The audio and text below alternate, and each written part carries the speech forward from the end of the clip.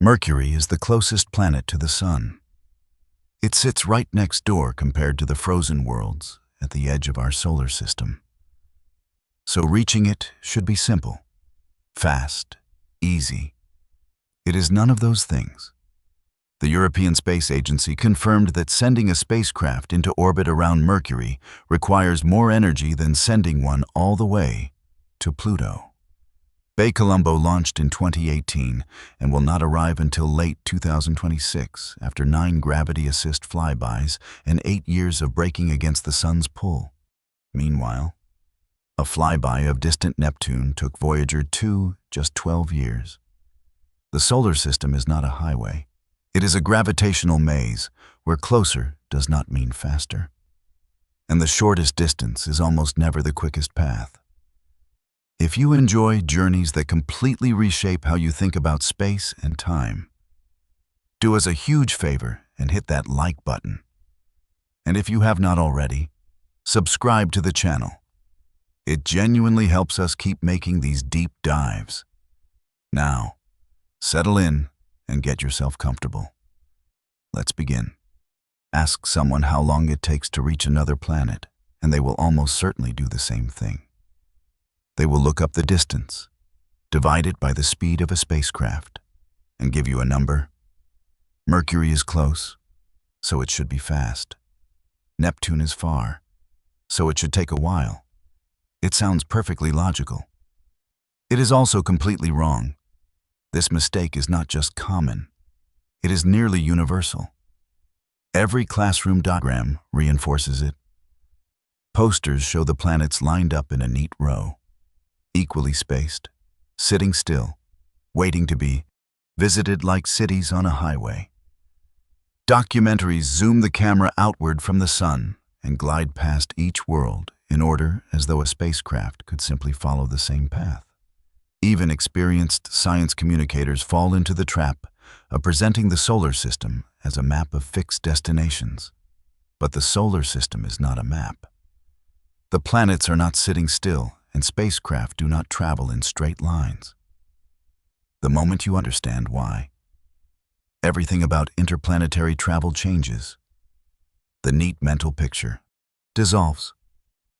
What replaces it is stranger, more beautiful, and far more frustrating than anything the simple model suggests.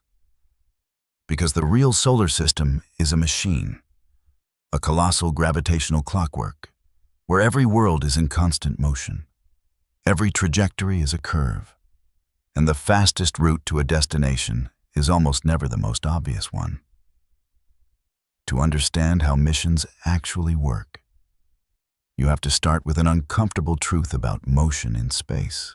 When a rocket launches from Earth, it does not start from rest. Earth is already moving.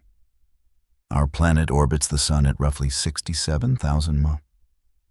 That velocity is baked into the spacecraft the instant it leaves the launch pad. The rocket does not need to generate all of its speed from scratch. It inherits Earth's orbital velocity and then adds to it or subtracts from it depending on where it wants to go. This is the first crack in the simple model. A spacecraft heading to Mars does not simply aim at Mars and fire its engines. It enters an orbit around the Sun, a same long curving ellipse that starts at Earth's distance from the Sun and stretches outward until it intersects Mars's orbit. The spacecraft coasts along this ellipse, unpowered for most of the journey, falling along a gravitational arc shaped entirely by the Sun's pull. This type of trajectory has a name. It is called a Hohmann transfer orbit, after the German engineer Walter H. Mann, who described it in 1925, and it remains the foundation of nearly every interplanetary mission ever flown.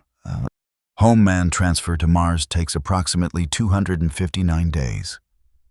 Not because Mars is a fixed distance away, but because the elliptical path connecting Earth's orbit to Mars' orbit has a specific size. And the time to travel halfway around that ellipse is determined by orbital mechanics, not by engine power. You cannot simply burn your engines harder and arrive sooner. You can use a faster trajectory. but it costs enormously more fuel. And fuel is mass. And mass is the single most precious and limited resource in spaceflight. Every extra kilogram of propellant means a larger rocket, a higher cost, and a narrower set of missions that can be accomplished. So, most missions accept the home and transfer and its built-in travel time. But here is where the real complication begins. A home and transfer only works when Earth and the target planet are in the right positions relative to each other. The spacecraft leaves Earth at one point in its orbit and arrives at Mars when Mars happens to be at the far end of the transfer ellipse. If Mars is not there when the spacecraft arrives, the mission fails. There is no stopping in space to wait. There is no turning around. The spacecraft will sail past the empty point in Mars's orbit and continue on its own elliptical path around the Sun, accomplishing nothing. This constraint creates what engineers call a launch window. For Mars, the geometry aligns roughly every 26 months. Miss the window, and the next opportunity is more than 2 years away. Every Mars mission in history, from Mariner 4 in 1964 to Perseverance in 2020, launched during one of these narrow windows. The window is not a suggestion. It is a physical law. Think of it like arriving at an airport gate. The plane leaves at a specific time regardless of whether you are on board. Except in this case, the gate only opens once every 2 years. Different planets have different launch windows because they orbit the Sun at different speeds and distances. Venus windows open roughly every 19 months. Jupiter windows appear approximately every 13 months. The farther out the planet, the more slowly it moves. And the timing between favorable alignments shifts accordingly. Every mission is a negotiation between the spacecraft's energy, the planet's position, and the geometry of the Sun's gravitational field. None of it has anything to do with drawing a straight line between 2 points. Now, consider Venus. It is Earth's closest planetary neighbor. At its nearest approach, Venus comes within about 25 million miles of Earth, far closer than Mars ever gets. The home and transfer to Venus takes roughly 146 days, making it one of the shortest interplanetary trips possible. Historically, Venus has been the most visited planet by spacecraft. The Soviet Veneer program sent a series of probes beginning in the 1960s. Melin mapped the surface with radar in the early 1990s. The European Space AI's Venus Express orbited the planet from 2006 through 2014. These missions reached Venus relatively quickly because the orbital mechanics are favorable. Falling inward toward the Sun from Earth's orbit to Venus's orbit requires less energy than climbing outward to Mars. The transfer ellipse is smaller. The travel time is shorter. Venus has been visited more than any other planet. Roughly 50 missions have targeted it since the early 1960s. Counting flybys, orbiters, landers, and atmospheric probes, the Soviet Union's Venera program alone sent more than a dozen spacecraft. And several of them accomplished something that remains one of the most audacious achievements in the history of planetary exploration. They landed on the surface and survived long enough to send back data.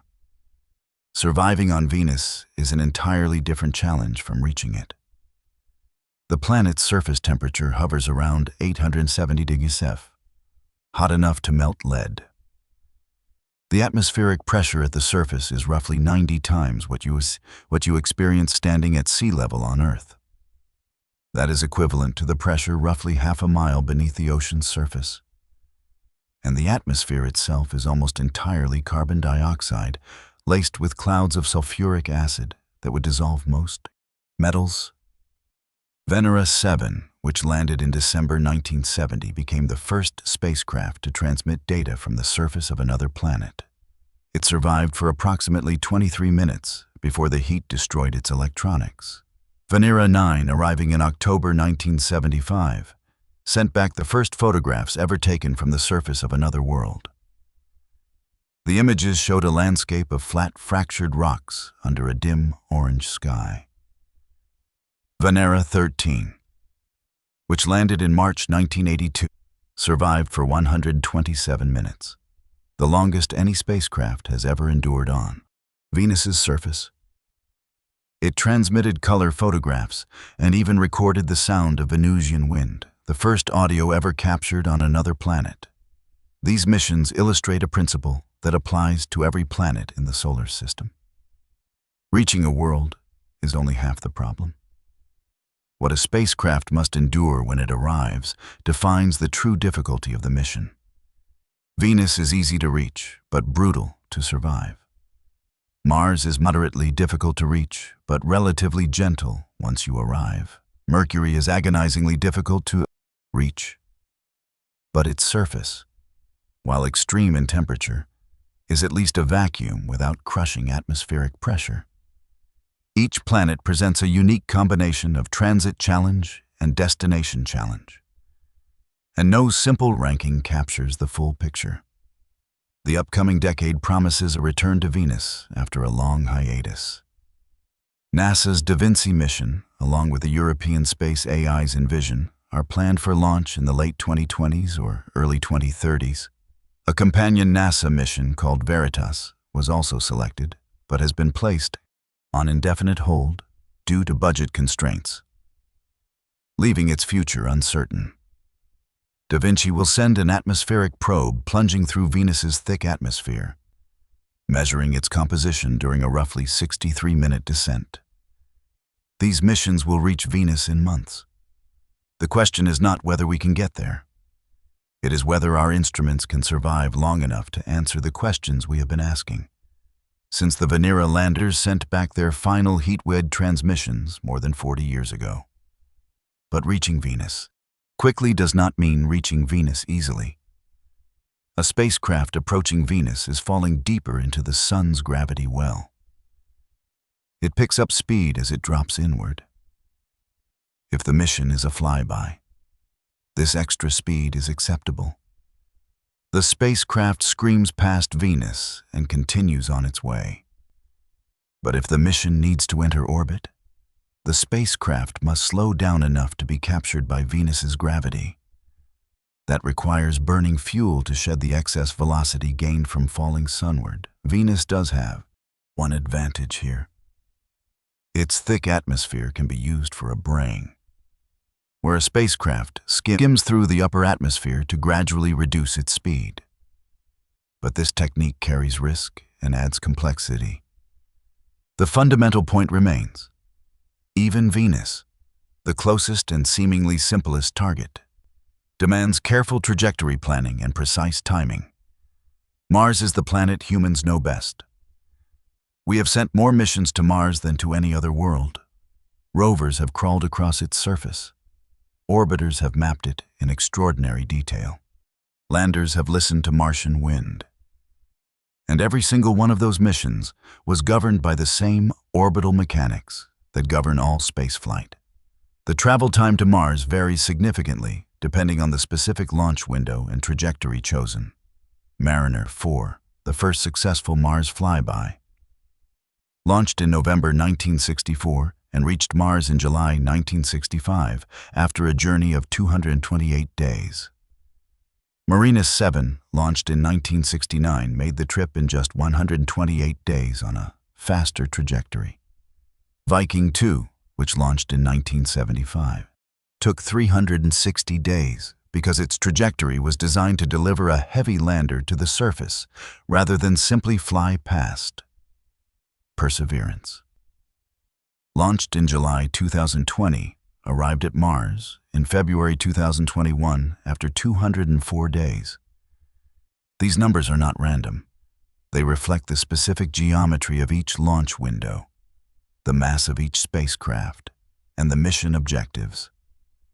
A heavier spacecraft requires more fuel to accelerate, which often means a slower, more fuel-efficient trajectory. A flyby can take a faster path because it does not need to slow down. A lander needs extra precision in its approach, which constrains the trajectory further. The range of Mars travel times from roughly 4 months to nearly a year illustrates a principle that applies to every planet. There is no single answer to the question of how long it takes. The answer depends on when you launch, what you are flying, and what you intend to do when you arrive. The reason Mars travel times vary so dramatically deserves closer examination because it reveals something essential about how the solar system works. Mars does not orbit the Sun in a perfect circle. Its orbit is noticeably elliptical, more elongated than Earth's. This means the distance between Earth and Mars at closest approach changes significantly from one opposition to the next. An opposition is the moment when Earth passes directly between Mars and the Sun, placing the two planets on the same side of the solar system. Oppositions occur roughly every 26 months, but not all oppositions are equal. During a favorable opposition, Mars can come within about 35 million m of Earth. During an unfavorable opposition, the gap widens to roughly 63 million m. That is nearly double the distance. A mission launching during a favorable opposition benefits from a shorter transfer arc and a faster arrival. A mission launching during an unfavorable opposition faces a longer path and a slower cruise. The difference can be months. Mariner 7, launched during the exceptionally favorable 1969 window, reached Mars in just 128 days. Viking 2, launched during a less favorable window in 1975, took 360 days. Both missions were expertly designed. The difference was not the spacecraft. It was the geometry of the solar system at the moment of launch. This variability has practical consequences for mission planning that most people never consider. A rover mission requires more than just reaching Mars. The spacecraft must arrive at a precise angle and velocity to enter the atmosphere correctly, deploy its heat shield, fire its parachute, and execute a powered landing sequence that places it within a few miles of the intended target. The Perseverance rover launched on July 30th, 2020 during a 3-week launch window. If the mission had missed that window, the next opportunity would not have arrived until late 2022. 2 years of delay because of planetary geometry. The spacecraft was ready. The rocket was ready. The science team was ready. None of that mattered. The solar system sets the schedule, and no amount of human readiness can override orbital mechanics. The entry, descent, and landing sequence at Mars adds another dimension to mission difficulty. Mars has an atmosphere, but it is thin, less than 1% of the density of Earth's at sea level. That is enough to generate dangerous heating during entry, but not enough to slow a heavy spacecraft sufficiently with a parachute alone. Every Mars lander since the Vikings has required some combination of heat shields, parachutes, retro rockets, and in the case of Curiosity and Perseverance, a sky crane that lowered the rover on cables from a hovering descent stage. This entire sequence unfolds during roughly 7 minutes of communication blackout when the spacecraft is on its own, executing pre-programmed commands with no possibility of real-time control from Earth. Engineers at the Jet Propulsion Laboratory call this interval the 7 minutes of terror. The spacecraft has traveled for 7 months across hundreds of millions of miles, and its entire mission comes down to a fully automated landing sequence lasting less time than a coffee break. And then there is Mercury. If the solar system were a highway, Mercury would be the exit closest to the on-ramp. It orbits the Sun at an average distance of only about 36 million miles. Mars, by comparison, orbits at roughly 142 million mi. Intuition says Mercury should be far easier and faster to reach than Mars. Intuition is spectacularly wrong. Mercury is one of the hardest planets in the entire solar system to visit. The European Space Agency has stated plainly that placing a spacecraft into orbit around Mercury requires more energy than sending one to Pluto. That sentence deserves a moment to sink in. Pluto sits roughly 40 times farther from the Sun than Earth does. Mercury sits less than half Earth's distance from the Sun. And yet, getting to Mercury and staying there is the harder problem. The reason is the Sun. Everything in the inner solar system is dominated by the Sun's gravity. Earth orbits the Sun at approximately 67,000 mi. To reach Mercury, a spacecraft must fall inward, closer to the Sun. But falling inward means speeding up. The Sun's gravity accelerates everything that drops toward it. Just as a ball rolling downhill gains speed, by the time a spacecraft reaches Mercury's orbital distance, it is moving far too fast to be captured by Mercury's weak gravity. Mercury is small. Its mass is only about 5 to 12% of Earth's. Its gravitational pull is feeble compared to the speed of an incoming spacecraft. A flyby is manageable. Mariner 10, launched in November 1973, reached Mercury in March 1974, after just 147 days. It flew past the planet 3 times between 1974 and 1975, becoming the first spacecraft to visit Mercury. But Mariner 10 never entered orbit. It simply sailed past, snapping photographs during brief encounters before continuing on its own orbit around the Sun. Entering orbit around Mercury is an entirely different challenge. The spacecraft must arrive slowly enough relative to Mercury that the planet's gravity can capture it. But arriving slowly near the Sun is extraordinarily difficult because the Sun's gravity is constantly pulling the spacecraft faster. The solution is not raw engine power. It is patience. NASA's Messenger mission demonstrated this. Messenger launched in August 2004 with the goal of orbiting Mercury. It did not arrive in orbit until March 2011. The journey took 6.5 years. During that time, Messenger performed 1 flyby of Earth, 2 flybys of Venus, and 3 flybys of Mercury itself. Each flyby was a gravity assist, a carefully calculated maneuver where the spacecraft passed close to a planet and used that planet's gravity to adjust its speed and trajectory. The flybys gradually bled away, messengers of excess velocity, lowering its orbit closer and closer to Mercury's path around the Sun. Only after years of this gravitational braking was Messenger moving slowly enough to fire its engines and slip into Mercury orbit. BepiColombo.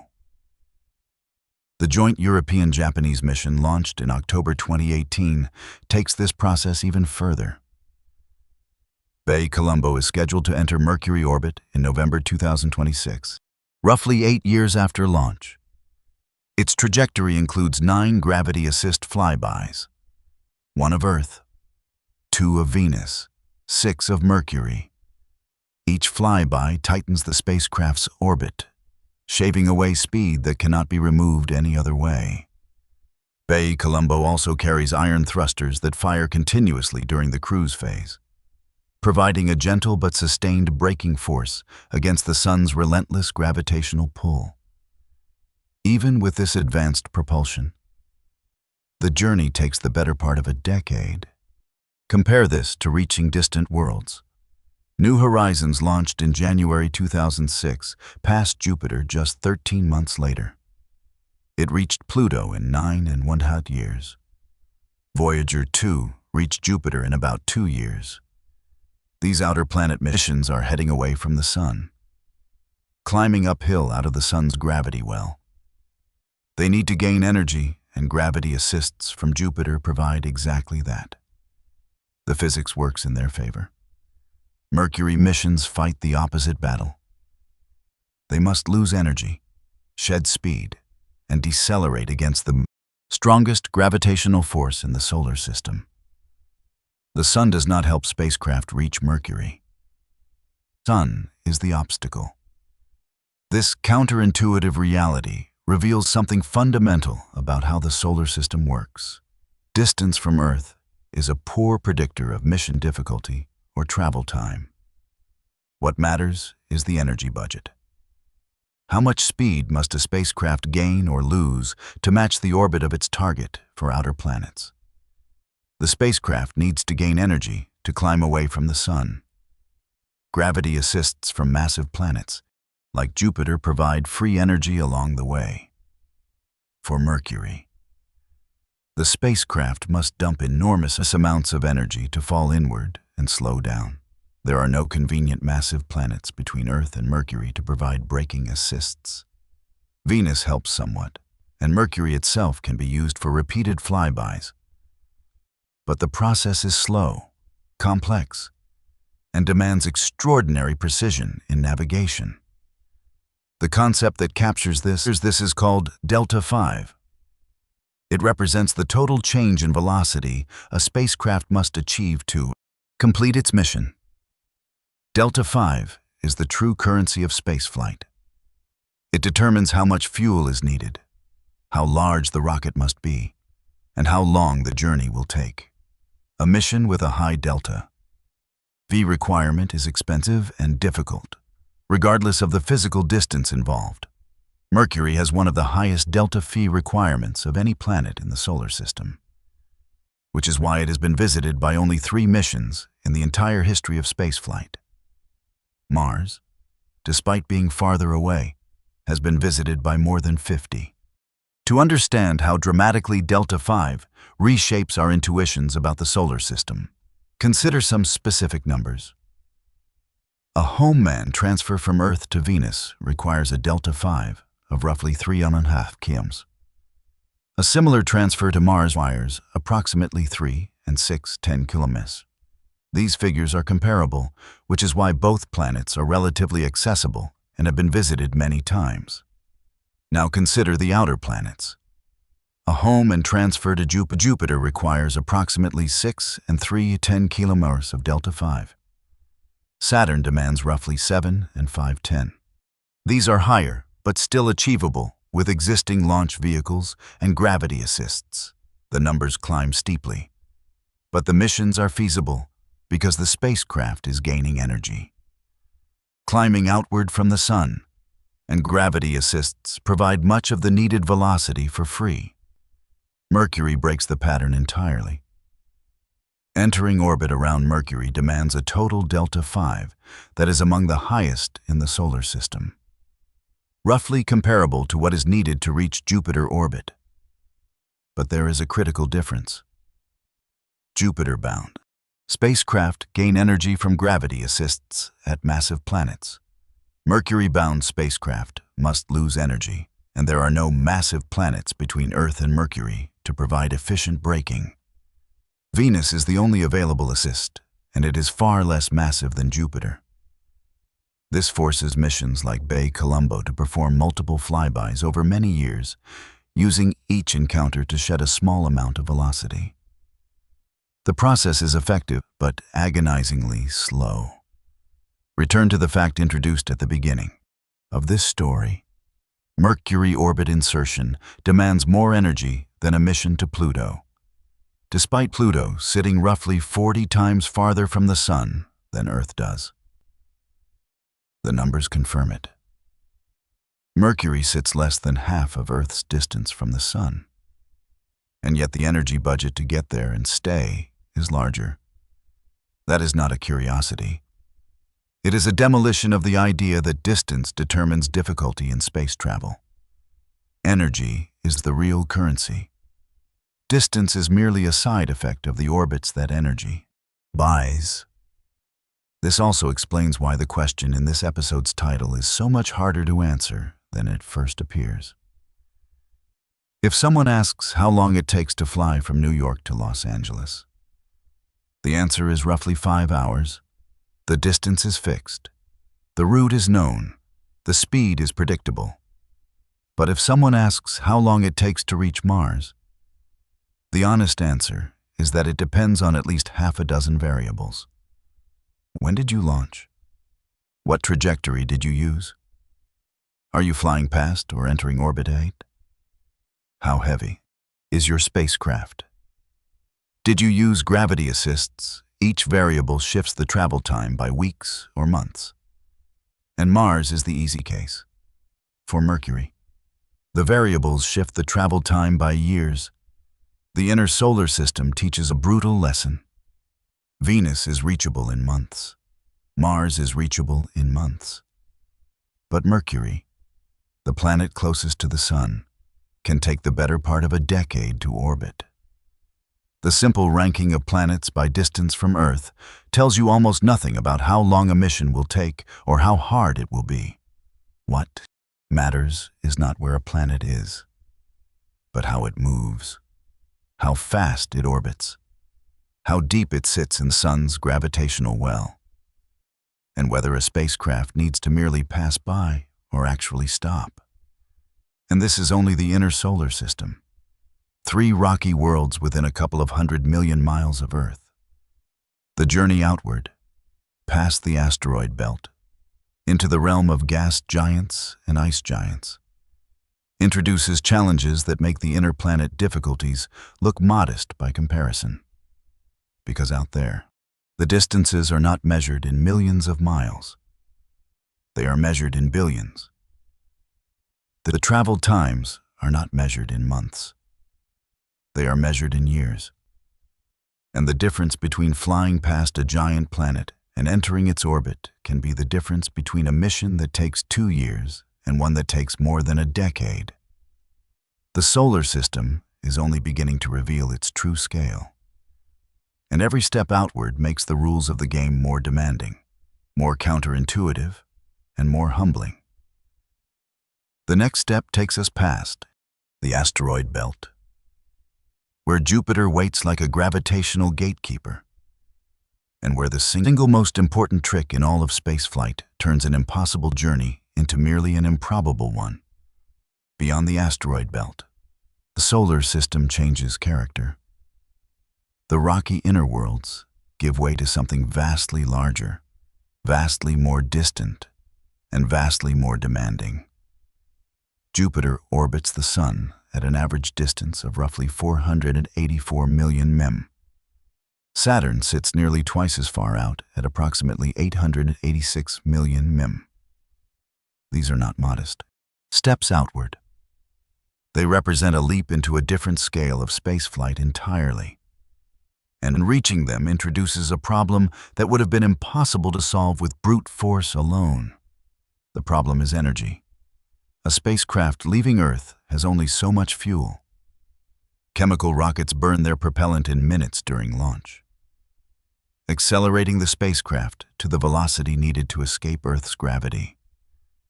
After that, the spacecraft is coasting. It has no more fuel for dramatic speed changes. It drifts along its orbital path around the Sun, shaped by gravity alone, carrying whatever velocity it had.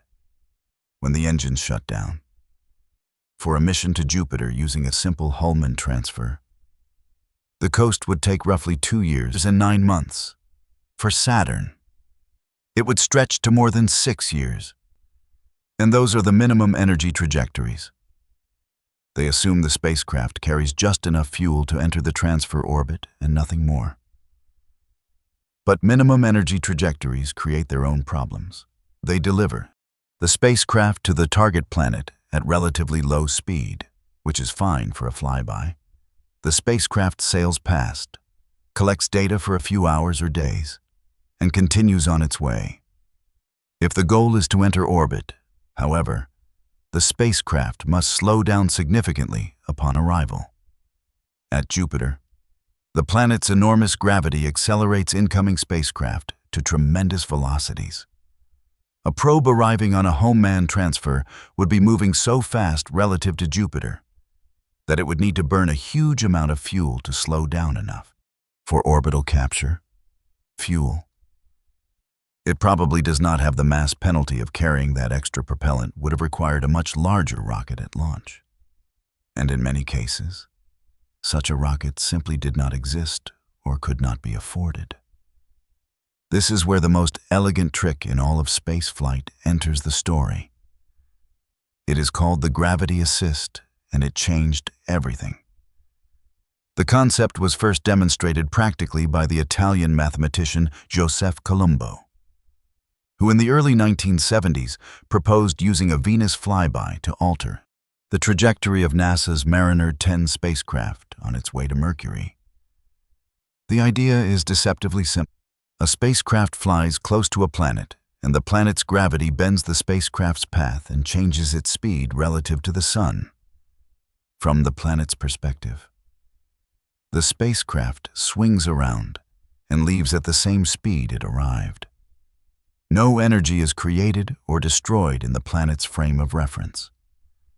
But from the Sun's perspective, the spacecraft has gained or lost significant velocity because it borrowed momentum from the planet's own orbital motion. Think of it like a game of cosmic billiards. The planet is a moving ball with enormous mass. The spacecraft is a tiny ball that bounces off the planet's gravitational field.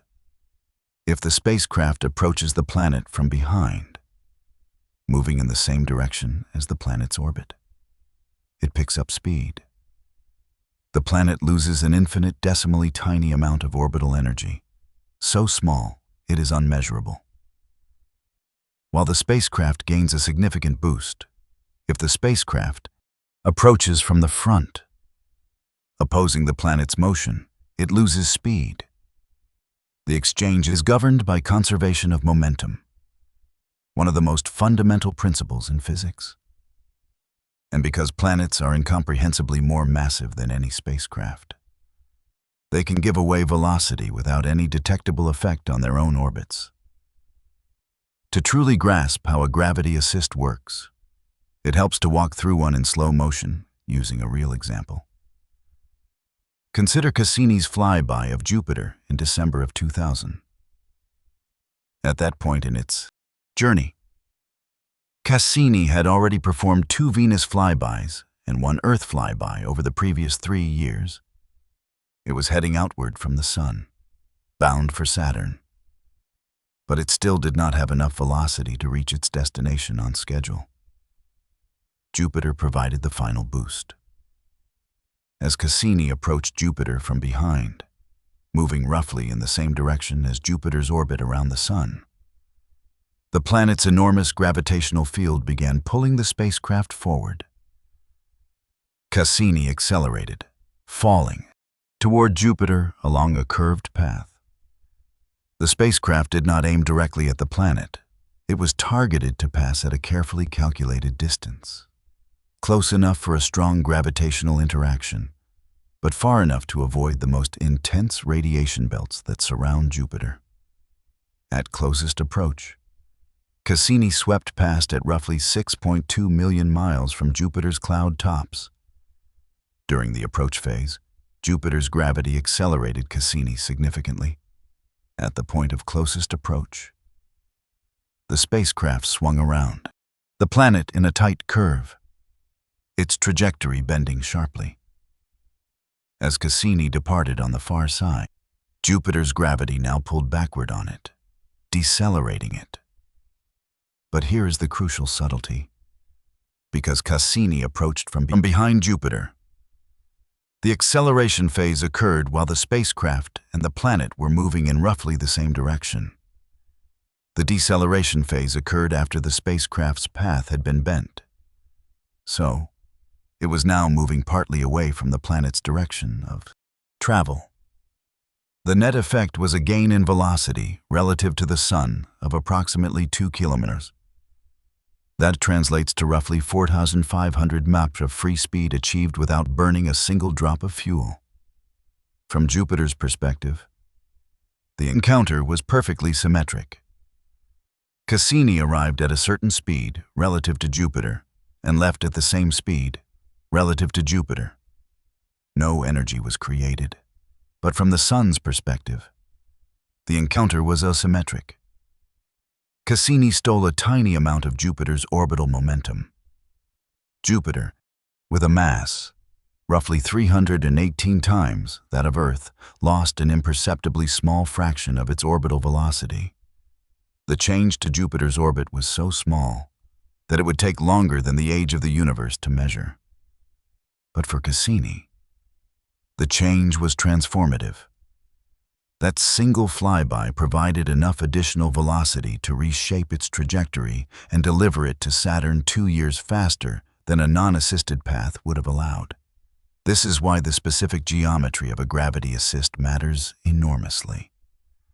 The angle of approach, the distance of closest flyby, and the relative motion of the spacecraft and the planet all determine how much velocity is gained or lost and in what direction the spacecraft departs. Mission designers spend years optimizing these parameters, running thousands of trajectory simulations to find the exact flyby geometry that delivers the spacecraft to its music next destination at the right time and speed. A difference of a few hundred miles in closest approach distance can change the departure angle by enough to miss the next planet entirely. The precision required is extraordinary. The payoff is a free velocity change that would otherwise cost tons of propellant the spacecraft could never carry. This technique transformed into planetary exploration without gravity assists. Most outer planet missions would have been either impossibly expensive or impossibly slow. With gravity assists, engineers could design trajectories that hopscotch from planet to planet, picking up free velocity at each stop, reaching destinations that would otherwise have required rockets far beyond anything humanity has built. Jupiter became the centerpiece of this strategy for the outer solar system. It is the largest planet with more than twice the mass of all other planets combined. Its gravitational field is immense. A spacecraft passing close to Jupiter can gain or lose thousands of miles an hour in velocity, enough to reshape its entire trajectory through the solar system. Nearly every mission to the outer planets since the 1970s has used Jupiter as a gravity assist waypoint, making it the single most important crossroads in deep space exploration. Pioneer 10 was the first spacecraft to cross the asteroid belt and reach Jupiter. It launched on March 2, 1972, aboard an Atlas Centaur rocket. Roughly 21 months later, in December 1973, it made its closest approach to Jupiter, passing within about 81,000 mi of the planet's cloud tops. Pioneer 10 was a flyby mission. It carried no capability to enter orbit. It screamed past Jupiter at tremendous speed, collecting data on the planet's magnetic field, radiation belts, and atmosphere during a brief encounter window. The scientific return was revolutionary. Pioneer 10 confirmed that Jupiter's radiation environment was far more intense than predicted, that the planet radiated more heat than it received from the sun, and that the Great Red Spot was an enormous anticyclonic storm. But the spacecraft was past Jupiter and gone within days. The encounter was a snapshot, not a sustained study. Pioneer 11 followed, roughly a year later. Launched in April 1973. It reached Jupiter in December 1974 and was deliberately targeted to fly closer to the planet than its predecessor, passing within roughly 27,000 mi of the cloud tops. Pioneer 11's trajectory was designed with a secondary purpose. Jupiter's gravity flung the spacecraft upward and outward, redirecting it towards Saturn. Pioneer 11 reached Saturn in September 1979, becoming the first spacecraft to visit the ringed planet. The total journey from Earth to Saturn with a Jupiter gravity assist took roughly 6.5 years. Without that assist, a direct home and transfer to Saturn would have taken over 6 years anyway. But Pioneer 11's trajectory also provided a Jupiter encounter along the way, doubling the scientific return for a single mission. The Voyager mission's elevated gravity assists into an art form. Voyager 1 launched on September 5, 1977 and reached Jupiter in March 1979, roughly 18 months after launch. It passed within about 217,000 mi of Jupiter's cloud tops, studying the planet, its rings, and its major moons in unprecedented detail. The images of Io's active volcanoes, the first ever observed beyond Earth, stunned the scientific world. Jupiter's gravity then redirected Voyager 1 towards Saturn, which it reached in November 1980, about 3 years after leaving Earth. Voyager 2 launched slightly earlier on August 20th, 1977, but on a slower trajectory. It reached Jupiter in July 1979 and Saturn in August 1981. But Voyager 2's trajectory was special. It was designed to preserve the option of continuing beyond Saturn to Uranus and Neptune, taking advantage of a rare planetary alignment. That story is coming. For now, what matters is the principle. Both Voyager spacecraft used Jupiter's gravity to reach Saturn faster and with less fuel than any direct trajectory could have achieved. Jupiter did not just accelerate them, it bent their paths, redirecting them precisely towards Saturn's location years in the future. The navigation required to thread a spacecraft through Jupiter's gravitational field and emerge on exactly the right heading for Saturn, accounting for the positions of both planets years in advance, represents one of the most extraordinary achievements in applied mathematics. But every one of these missions, Pioneer 10, Pioneer 11, Voyager 1, Voyager 2, shared a critical limitation. They were all flybys. They visited Jupiter and Saturn at tremendous speed, collected data during encounters lasting days or weeks, and then departed forever. They never stopped. They never orbited. They never had the chance to study these worlds over months and years, the way a dedicated orbiter could. The flyby is the cheapest and fastest ticket to a distant planet, but it is also the shallowest. A flyby of Jupiter is like driving past a foreign city at 100 mph with the window cracked open. You catch a glimpse. You learn something, but you do not truly understand the place. Entering orbit is an entirely different proposition. And it was Galileo that first demonstrated how much harder and slower that proposition is. Galileo launched on October 18th, 1989. Its destination was Jupiter, the same planet that Pioneer 10 had reached in 21 months. Galileo did not arrive at Jupiter until December 1995. The journey took 6 years and 2 months. Why did an orbiter need more than 3 times as long as a flyby to reach the same planet? Part of the answer lies in Galileo's tortured trajectory. Originally designed to be launched on a direct path to Jupiter, using a powerful Centaur upper stage carried inside the space shuttle. The mission was redesigned. After the Challenger disaster in 1986 led to a ban on carrying high-energy upper stages in the shuttle payload bay. Without the Centaur, Galileo lacked the raw power to reach Jupiter directly. Engineers had to find another way. The solution was gravity assists.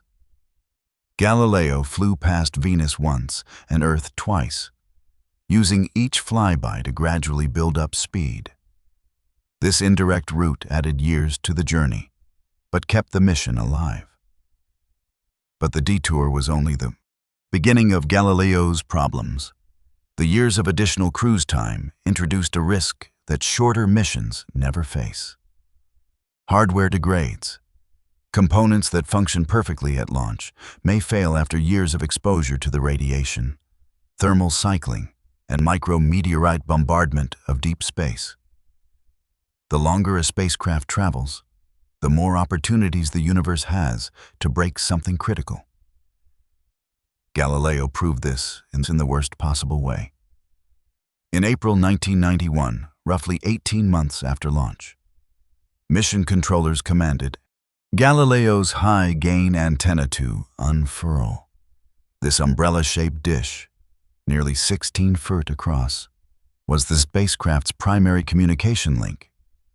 It was designed to transmit data back to Earth at 134 kilobits per s, fast enough to send detailed images and scientific measurements from Jupiter in near real time.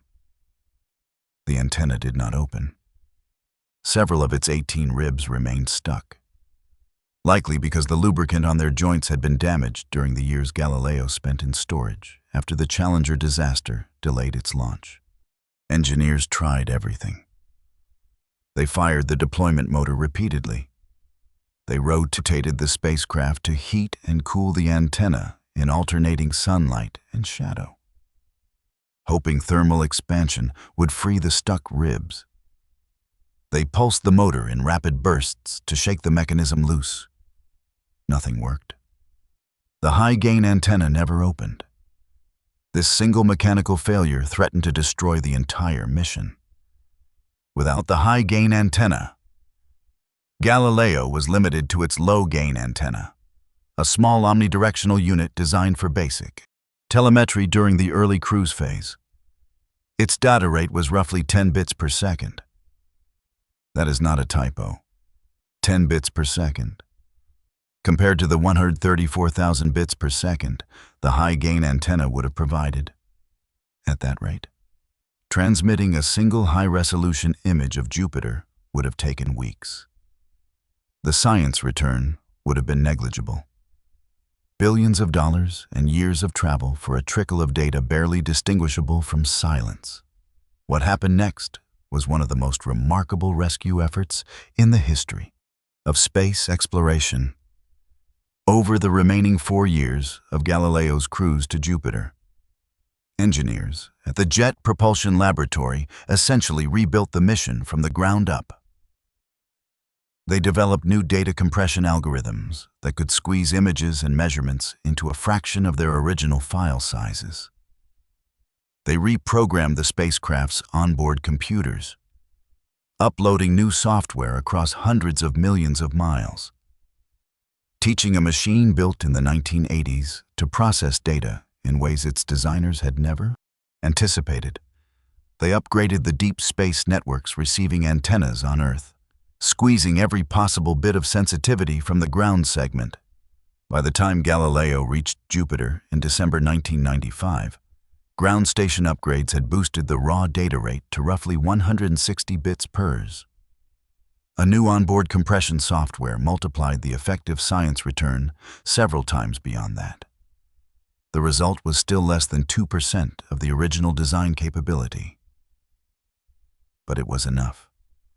Galileo returned transformative science from Jupiter over the next 8 years, discovering evidence of a subsurface ocean on Europa, observing volcanic eruptions on Io in unprecedented detail, and measuring Jupiter's atmosphere and magnetosphere.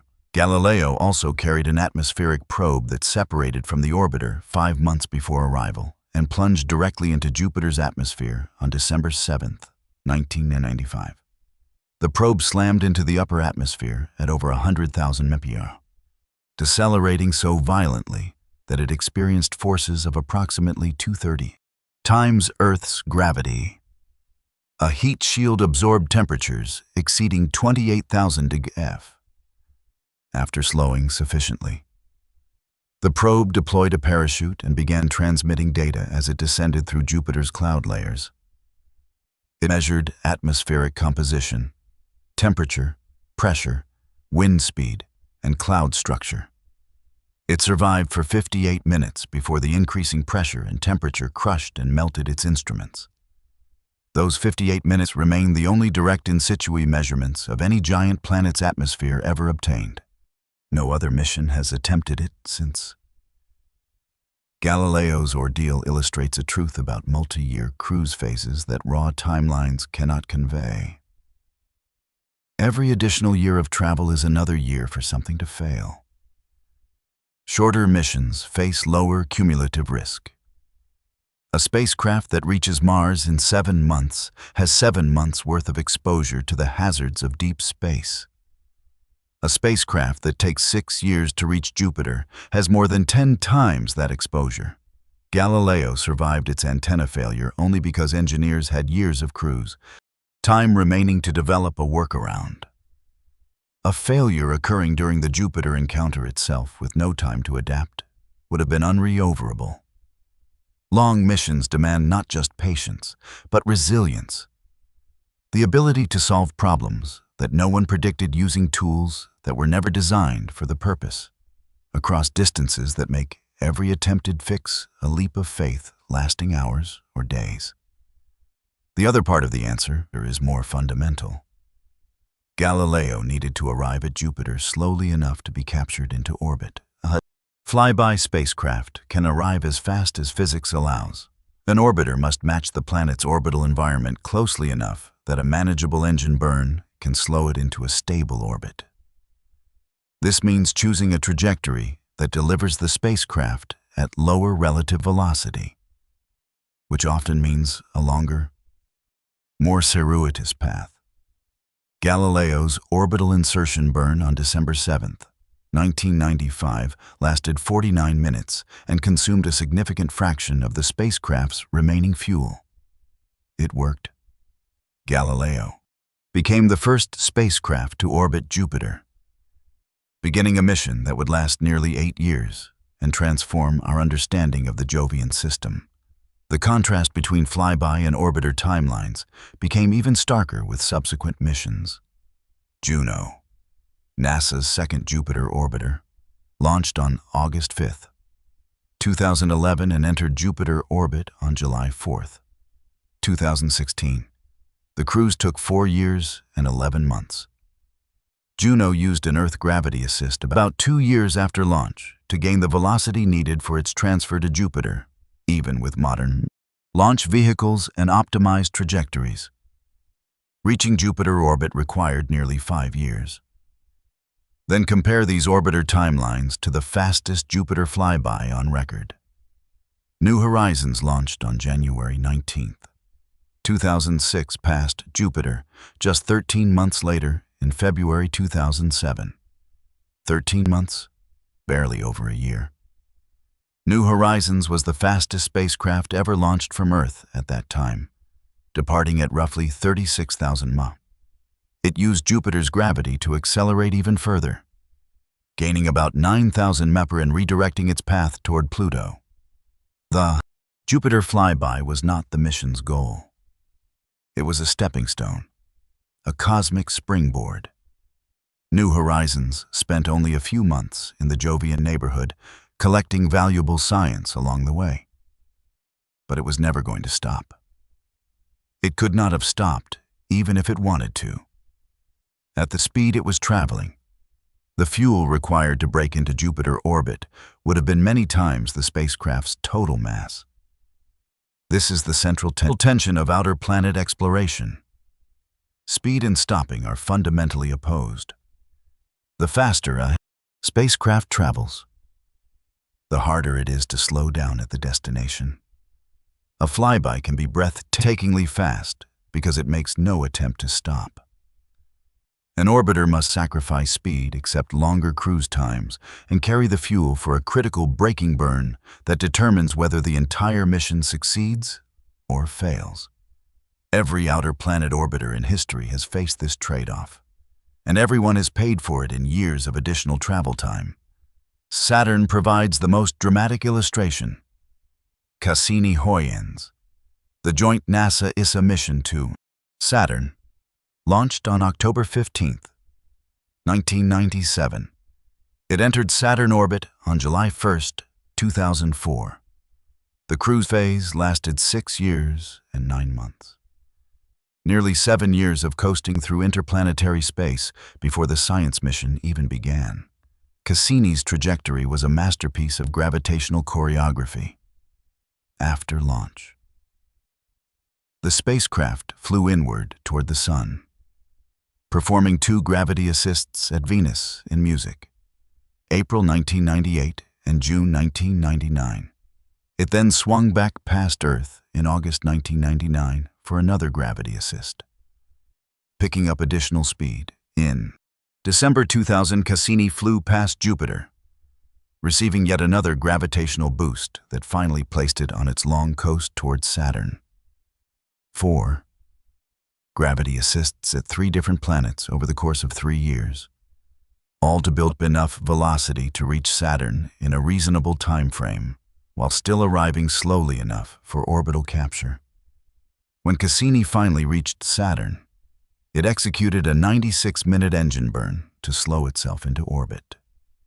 That single burn, carefully calculated years in advance, determined the fate of a mission that had cost over $3 billion and taken the better part of a decade to reach its destination.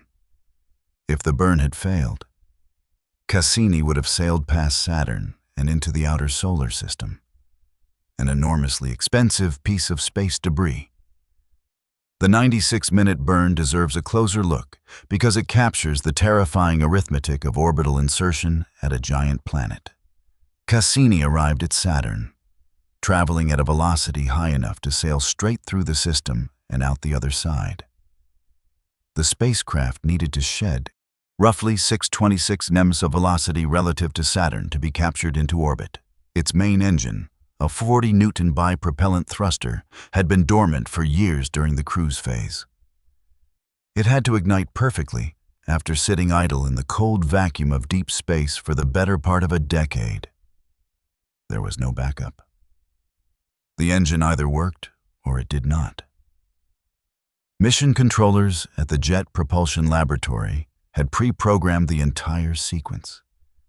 By the time the burn was supposed to begin, Cassini was roughly 84 light minutes from Earth. Any signal sent from mission control would take an hour and 24 minutes to reach the spacecraft. A round-trip communication took nearly 3 hours. Real-time intervention was impossible. If the engine failed to ignite, mission controllers would learn about it almost 3 hours after it happened. And by then, Cassini would already be past Saturn and receding into the outer solar system. The engine ignited on schedule for 96 minutes. It fired continuously, gradually, slowing Cassini to a velocity where Saturn's gravity could hold it. During the burn, the spacecraft passed through the gap between Saturn's F and G rings, a region that had been carefully surveyed by earlier missions to ensure it was free of debris large enough to damage the spacecraft. A particle impact during the burn would have been catastrophic. The spacecraft passed through safely. When the burn ended, telemetry confirmed that Cassini was in orbit around Saturn. Cheers erupted at mission control. A 7-year journey, 4 gravity assists, more than 2 billion miles of travel. And the entire mission had come down to one engine performing flawlessly for 96 minutes with no possibility of human intervention. This is the cost of orbiting a distant planet. Not just years of cruise time, not just billions of dollars and decades of development, but a single moment of irreversible commitment where the entire investment rides on one burn, one engine, one automated sequence executing correctly, a billion miles from the nearest repair shop. Every orbiter mission faces a version of this moment. Galileo's 49-minute Jupiter insertion burn, Juno's 35-minute capture maneuver. Each one is the culmination of years of travel and carries the same unforgiving stakes. If the burn works, the science begins. If it fails, everything is lost. There are no partial successes in orbital insertion at a giant planet. The burn succeeded. Cassini spent 13 years orbiting Saturn, studying the planet, its rings, and its moons in extraordinary detail, including deploying the Huygens probe to the surface of Titan in January 2005. The mission was one of the most scientifically productive in the history of space exploration, but it required 7 years of patience just to reach the starting line. The European Space A's JUICE mission, launched in April 2023, is currently on its way to Jupiter. It will not arrive until 2031. The cruise will take approximately 8 years and will include gravity assists at Earth and Venus. JUICE is designed to study Jupiter's icy moons, particularly Ganymede, Europa, and Callisto. It will eventually enter orbit around Ganymede, becoming the first spacecraft to orbit a moon other than Earth's. But the 8-year cruise means that the scientists who designed the mission's instruments and planned its observations must wait nearly a decade before receiving their first orbital data. Some of them began working on the mission in the early 2000s. By the time JUICE delivers its primary science, those researchers will have spent roughly 3 decades on a single project. NASA's Europa Clipper, launched in October 2024, is taking a different approach, rather than entering orbit around Europa directly, which would expose the spacecraft to lethal doses of Jupiter's radiation. Europa Clipper will orbit Jupiter and make dozens of close flybys of Europa over several years. Even this indirect approach requires a cruise of roughly 5.5 years to reach Jupiter. These timelines reveal something profound about the scale of the outer solar system. Jupiter is the closest of the giant planets, and reaching its orbit still takes between 1 and 8 years, depending on the mission type. Saturn is nearly twice as far, and missions require 6 to 7 years of cruise time. These are not inconveniences. They are structural features of the solar system. The distances are so vast, and the energy requirements so demanding that multi-year cruise phases are simply the cost of doing business. And the cruise phase is not idle time. Spacecraft must maintain communications with Earth across hundreds of millions of miles. Their instruments must be kept, calibrated. Their trajectories must be monitored and occasionally corrected. Power systems must function flawlessly for years in the cold vacuum of deep space. A spacecraft that launches perfectly, survives every gravity assist, and coasts for half a decade without a single critical failure is a remarkable engineering achievement. The fact that missions like Galileo, Cassini, and Juno accomplished this routinely speaks to the extraordinary competence of the teams that built and operated them. But it also speaks to the unforgiving nature of the solar system. There are no service stations between Earth and Jupiter, no rescue missions, no second chances. If something breaks during a 7-year cruise, the mission is over. The gravity assist technique that makes these missions possible also imposes its own constraints. A gravity assist requires the assisting planet to be in the right position at the right time. Jupiter, which orbits the Sun once every approximately 12 years, is not always conveniently placed for a gravity assist. Mission designers must wait for favorable alignments, which may only occur every few years for a given trajectory type. If a mission misses its launch window, the next opportunity with the same planetary geometry might not arise for a decade or more. The interplay between launch windows, gravity assists, and cruise times creates a web of scheduling constraints that can delay a mission by years before it even leaves the ground. This web of constraints also means that no 2 missions to the same planet follow the same path. Pioneer 10 flew a direct trajectory to Jupiter. Galileo looped through the inner solar system, collecting gravity assists. Juno used an Earth flyby. New Horizons took the fastest possible path.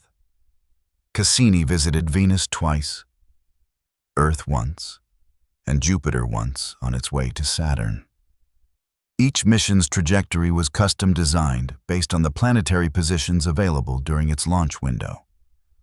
the mass of the spacecraft, the power of the launch vehicle, and the specific scientific objectives. There is no standard route to Jupiter or Saturn, just as there is no standard travel time. Each mission negotiates its own deal with the gravitational architecture of the solar system. What emerges from this picture is a solar system that operates on time scales far removed from human experience.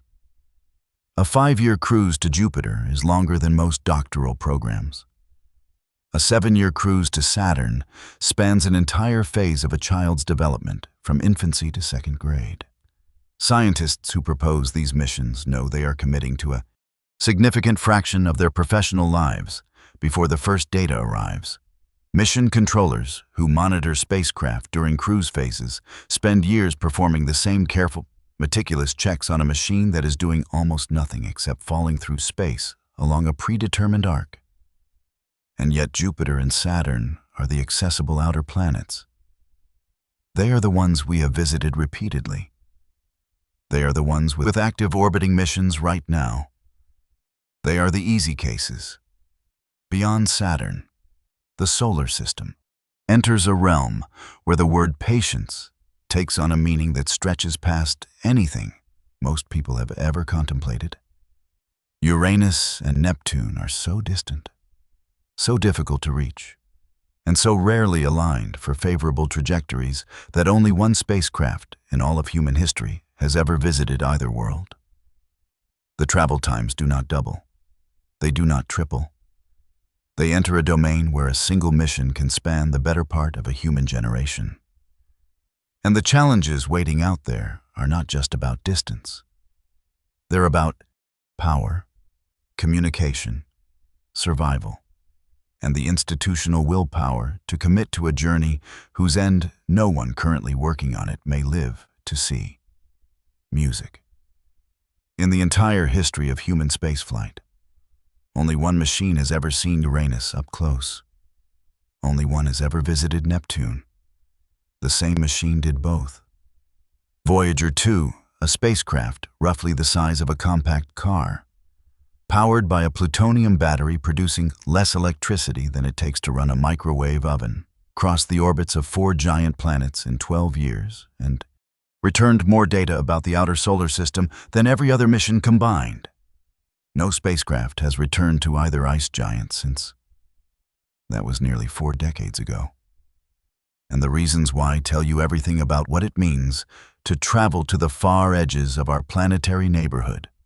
The story of Voyager 2 begins not with engineering or funding, but with celestial geometry. In the late 1960s, a NASA engineer named Gary Flandreau was calculating trajectories for potential missions to the outer planets when he noticed something remarkable. Jupiter, Saturn, Uranus, and Neptune were drifting into an alignment that would allow a single spacecraft to visit all 4 worlds in sequence using gravity assists at each planet to reach the next. This alignment occurs roughly once every 175 years. The previous opportunity had come and gone in the early 1800s, decades before humans had even invented the airplane. The next would not arrive until the 2150s. The late 1970s represented a window that would not reopen within any living person's lifetime. Think of the alignment as a combination lock. 4 massive planets, each orbiting the sun at a different speed, each at a different distance, must all be positioned so that a spacecraft flying past one is flung directly toward the next. Jupiter orbits the sun once every 12 years. Saturn takes 29 years. Uranus takes 84. Neptune takes 165. Getting all 4 into the right relative positions is not just unlikely on any given year. It requires a specific geometric arrangement that takes nearly 2 centuries to repeat. The window that opened in the late 1970s was not a matter of convenience. It was a matter of cosmic scheduling. NASA originally envisioned an ambitious Grand Tour program that would send multiple pairs of advanced spacecraft to exploit this alignment. Budget pressures in the early 1970s killed the Grand Tour in its original form. What survived was a scaled-down mission called Mariner Jupiter-Saturn, which eventually became the Voyager program. 2 spacecraft would be built with a primary mission to study Jupiter and Saturn. The extended mission to Uranus and Neptune was never guaranteed. It was preserved as an option contingent on whether Voyager 1 successfully completed its Saturn objectives, and whether Voyager 2 survived long enough to continue. Voyager 2 launched on August 20th, 1977, 16 days before its twin, Voyager 1, despite launching first. Voyager 2 traveled on a slower trajectory because its path was designed to keep the Uranus and Neptune options open. This meant accepting a longer cruise to Jupiter and a different Saturn flyby geometry than Voyager 1. The 2 spacecraft were not interchangeable. Their trajectories were tailored to different objectives. Voyager 1 was sent on a faster path that prioritized a close flyby of Saturn's moon Titan, which redirected it sharply out of the ecliptic plane and ended any possibility of continuing to Uranus. Voyager 2's path sacrificed the close Titan encounter to preserve the trajectory needed for the Grand Tour extension. Voyager 2 reached Jupiter in July 1979, roughly 2 years after launch. The encounter lasted several months as the spacecraft approached, studied, and then departed the Jovian system. Jupiter's gravity bent Voyager 2's path and accelerated it towards Saturn. The spacecraft reached Saturn in August 1981, approximately 4 years after leaving Earth. Again, months of observation surrounded the closest approach. Saturn's gravity redirected Voyager 2 toward Uranus, setting up the longest uninterrupted coast of the mission. 4.5 years of silence followed. From August 1981 to January 1986, Voyager 2 fell through interplanetary space with almost no major events. The spacecraft was functioning. Its instruments were healthy. Its plutonium power source was slowly decaying, producing less electricity each year. Mission controllers at the Jet Propulsion Laboratory monitored the spacecraft and uploaded software patches to prepare for the Uranus encounter. They reprogrammed the onboard computers to compensate for the dimmer light conditions at Uranus, where sunlight is nearly 400 times weaker than on Earth. They adjusted the camera exposure times and data compression algorithms to squeeze every possible bit of information through a communication link that grew weaker with every passing month. On January 24th, 1986, Voyager 2 made its closest approach to Uranus, passing within roughly 50,000 mirrors of the planet's cloud tops. The encounter was brief. The spacecraft was moving at nearly 45,000 mph relative to Uranus. It had no capability to slow down or enter orbit. The entire close encounter phase, the period during which the spacecraft was near enough to collect high-resolution data, lasted only a few hours. But those hours produced the only close-up observations of Uranus humanity has ever obtained. Voyager 2 discovered 10 previously unknown moons, bringing the total known at the time to 15. It revealed that Uranus's magnetic field is dramatically tilted, offset from the planet's center, and inclined nearly 60 degrees from its rotational axis. It observed the planet's ring system in detail, confirming that the rings were dark, narrow, and composed of large particles unlike anything seen at Jupiter or Saturn. It photographed the 5 major moons, revealing Miranda's bizarre, fractured surface with geological features unlike anything seen elsewhere in the solar system. All of this from a spacecraft that had already been operating for 8.5 years, far beyond its original 5-year design life using instruments designed in the early 1970s. The discoveries at Uranus were scientifically transformative, but they also carried a deep undercurrent of frustration. Voyager 2's cameras revealed Miranda, the smallest of the 5 major moons, to be one of the strangest objects in the solar system. Its surface is a patchwork of radically different terrains. Enormous chevron-shaped features called coronae dominate parts of the landscape, bordered by ridges and grooves that suggest violent geological upheaval at some point in the moon's history. One cliff face, named Verona Rupes, was initially estimated to rise as high as 12 mi from base to crest, which would make it the tallest known cliff in the solar system. Though more recent analyses suggest the true height may be considerably lower.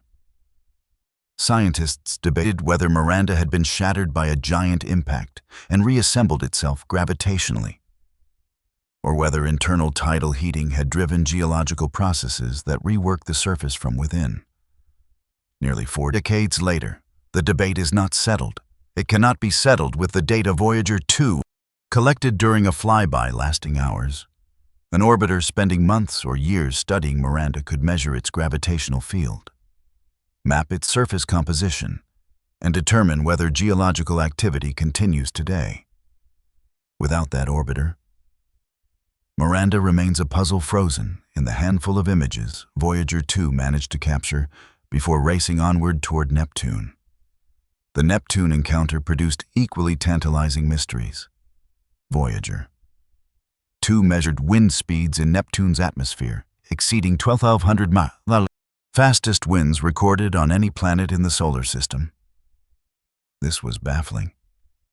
Neptune receives very little energy from the Sun, at its distance of roughly 2.8 billion miles. Sunlight is approximately 900 times dimmer than on Earth. Something internal is driving those winds. Some source of heat energy radiating from Neptune's interior that scientists still do not fully understand. Neptune emits roughly 2.6 times more energy than it receives from the Sun, indicating a powerful internal heat source.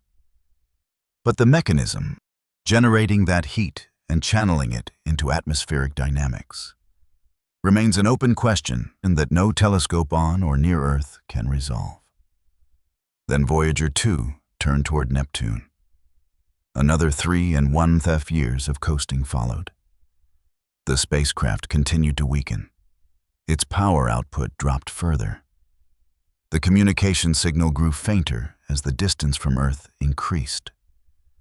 By the time Voyager 2 approached Neptune, it was transmitting data at a rate slower than a 1980s dial-up modem. Mission controllers had to develop new data, compression techniques, and coordinate with radio telescopes around the world to capture the feeble signal. The communication challenge at Neptune's distance was unlike anything previously attempted in spaceflight. Voyager 2's radio transmitter operated at roughly 23 watts, comparable to the power of a refrigerator light bulb. By the time that signal reached Earth, after traveling nearly 2.88 billion miles, it had spread out so much that the power arriving at the receiving antenna was less than a millionth of a billionth of a watt. Extracting meaningful data from a signal that faint required the largest radio dishes on Earth working in concert. NASA's Deep Space Network antennas in California, Spain, and Australia were all enlisted, and their signals were combined with those from additional radio telescopes to create an effective collecting area large enough to catch Voyager 2's whispered transmissions. The round-trip communication delay at Neptune was over 8 hours. A command sent from Earth in the morning would not receive a response until the late afternoon. This meant that every maneuver during the Neptune encounter had to be pre-programmed days or weeks in advance. The spacecraft operated on a detailed sequence of instructions uploaded before the encounter began. If anything went wrong, if an instrument malfunctioned or a pointing error occurred, mission controllers could not intervene in real time. They would learn about the problem hours after it happened and could only upload a corrective command that would arrive hours after that. The spacecraft was effectively autonomous during the critical encounter phase, relying on software written years earlier by engineers who had to anticipate every possible contingency without the luxury of a test run. This operational reality highlights a dimension of outer solar system exploration that has no parallel in inner solar system missions. At Mars, the round-trip communication delay ranges from roughly 6 minutes at closest approach to about 44 minutes when the planets are on opposite sides of the Sun. That is long enough to prevent joystick control, but short enough to respond to problems within an operational shift. At Neptune, the delay transforms mission operations into something closer to sending a letter than making a phone call. Every instruction is a commitment made hours before its consequences are known. Every observation is planned days in advance. The spacecraft must be trusted to execute flawlessly in conditions that cannot be verified until long after the moment has passed. On August 25th, 1989, Voyager 2 made its closest approach to Neptune, skimming within roughly 3,000 mi of the planet's cloud tops. This was the closest flyby of the entire Grand Tour. A deliberately risky maneuver designed to maximize scientific return from what everyone knew would be humanity's only visit to Neptune for decades, possibly for the rest of the century. The gamble paid off spectacularly. Voyager 2 discovered 6 new moons, observed Neptune's faint ring system, detected auroral activity in the planet's magnetosphere, and captured stunning images of the Great Dark Spot, a massive storm system comparable in size to Earth. The spacecraft also performed a close flyby of Triton, Neptune's largest moon. Triton revealed itself as one of the most extraordinary worlds in the solar system. Its surface was geologically young, covered in nitrogen and methane ices with active geysers erupting dark material miles into the thin atmosphere. Triton orbits Neptune in the opposite direction to the planet's rotation, a retrograde orbit that strongly suggests it was captured from the Kuiper belt rather than forming alongside Neptune. This single flyby of a single moon generated scientific questions that remain unanswered nearly 4 decades later. 12 years. That is how long Voyager 2's Grand Tour took from launch to Neptune. 12 years to fly past 4 planets, using each one's gravity to reach the next. And this was the fastest possible version of the journey, enabled by a planetary alignment that will not repeat until roughly 2153. Without the alignment, without the sequential gravity assists, reaching Neptune on a direct Hohmann transfer would have taken approximately 30 years. The Grand Tour was a masterpiece. It was also unrepeatable, and in the decades since Voyager 2 left Neptune behind, no spacecraft has returned to either ice giant. The reasons illuminate the deepest challenges of outer solar system exploration. Distance is the most obvious obstacle, but not the most important one. Uranus orbits the Sun at an average distance of roughly 1.8 billion miles. Neptune orbits at about 2.8 billion miles. These distances are so large that even light traveling at 186,000 miles takes over 2.5 hours to reach Uranus and more than 4 hours to reach Neptune. Communication with a spacecraft at Neptune involves a round-trip signal delay of over 8 hours. A command sent from Earth in the morning would not receive a response until the evening. Real-time control is impossible. Every maneuver, every observation, every response to an unexpected problem must be planned in advance and executed autonomously by the spacecraft's onboard computers.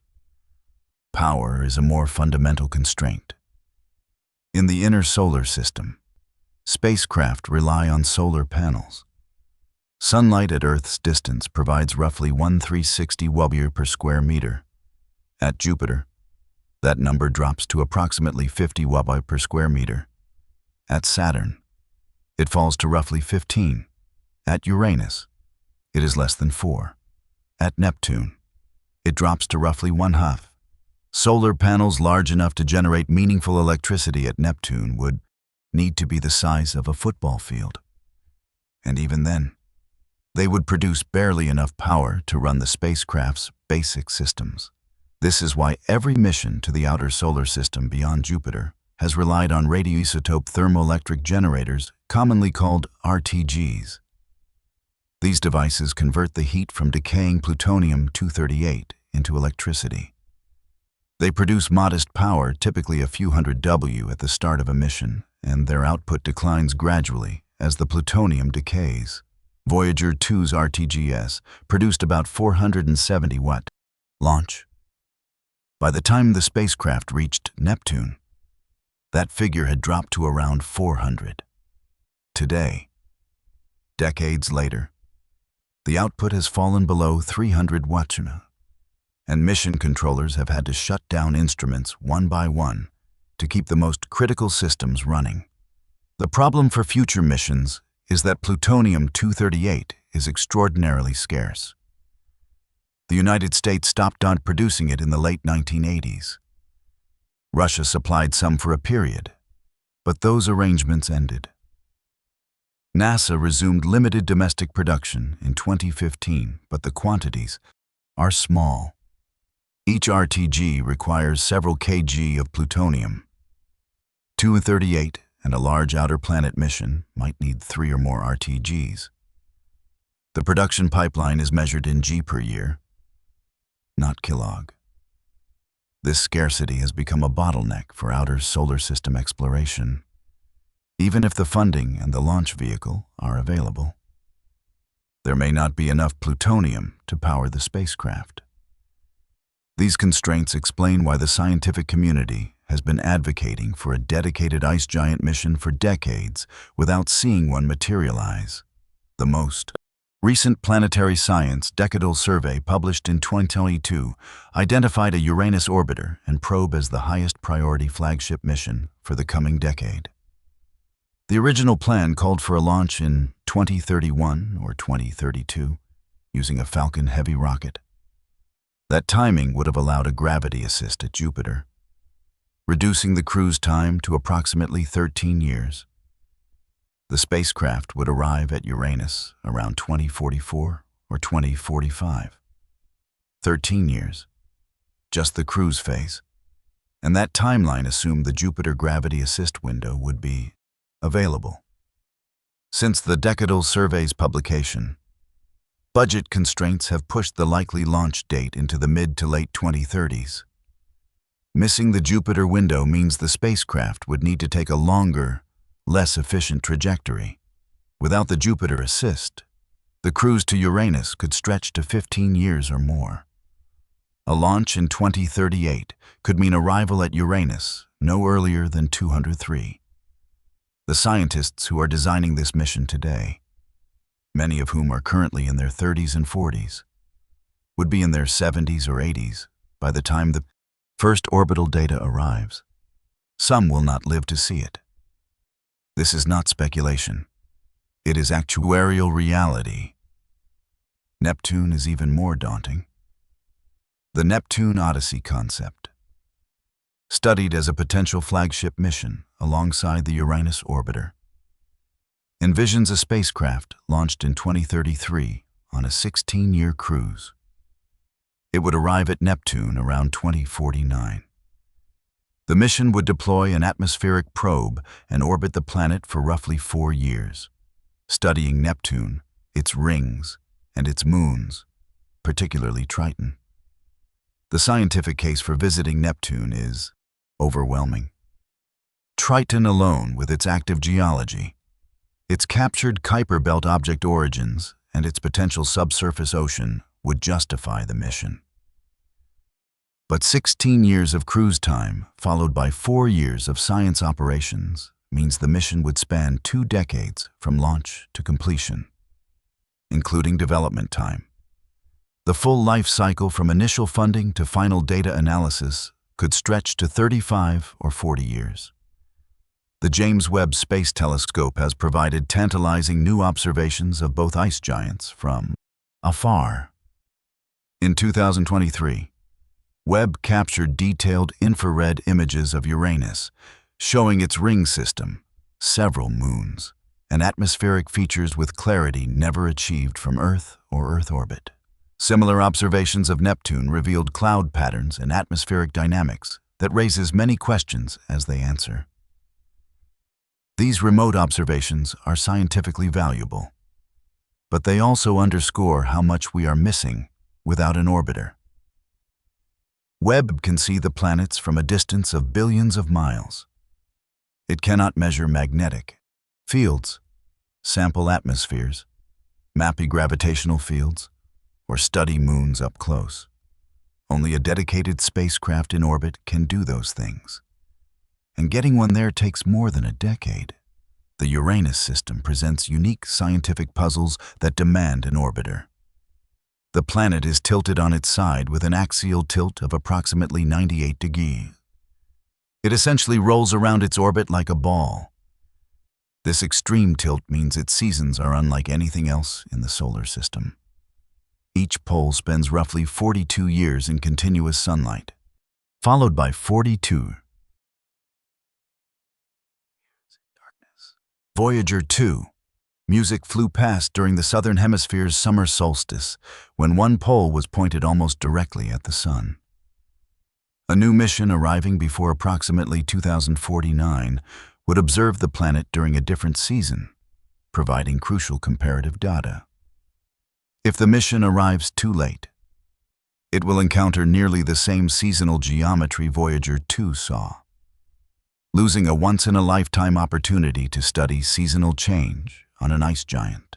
This seasonal constraint adds urgency to an already pressured timeline.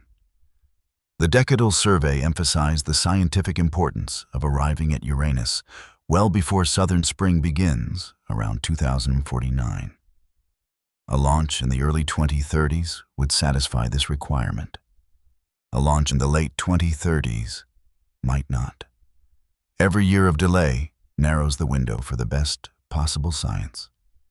The solar system does not wait for budget negotiations or political cycles. The planets continue their orbits regardless of whether humanity is ready to visit them.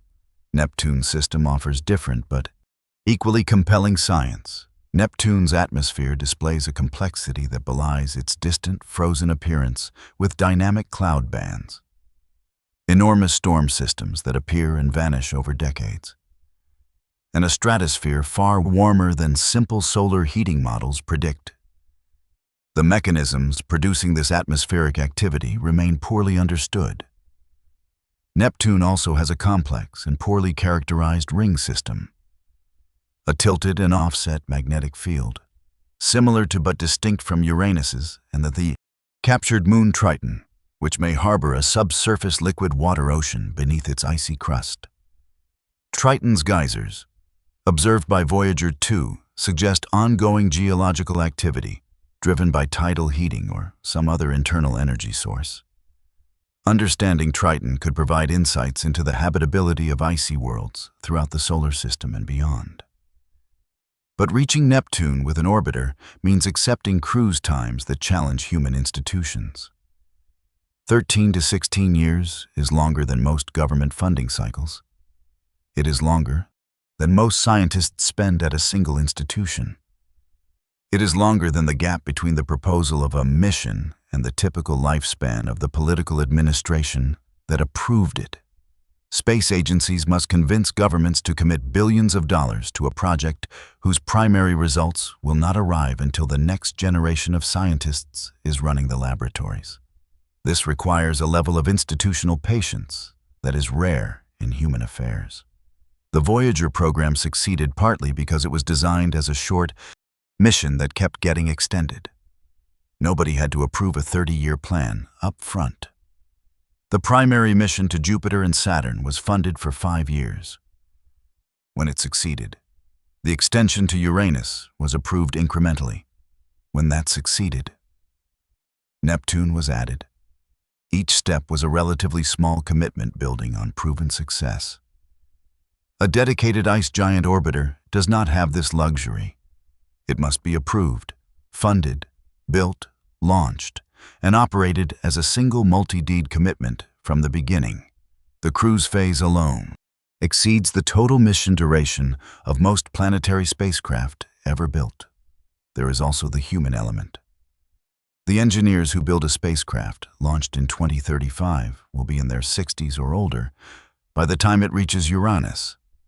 The graduate students who help design the instruments may be department chairs by the time the first data arrives. Mission operations teams must be trained and maintained for more than a decade of cruise phase monitoring before the intense science phase even begins. Knowledge must be transferred across generations of engineers and scientists. Documentation must be maintained. Software must be updated. Institutional memory must be preserved.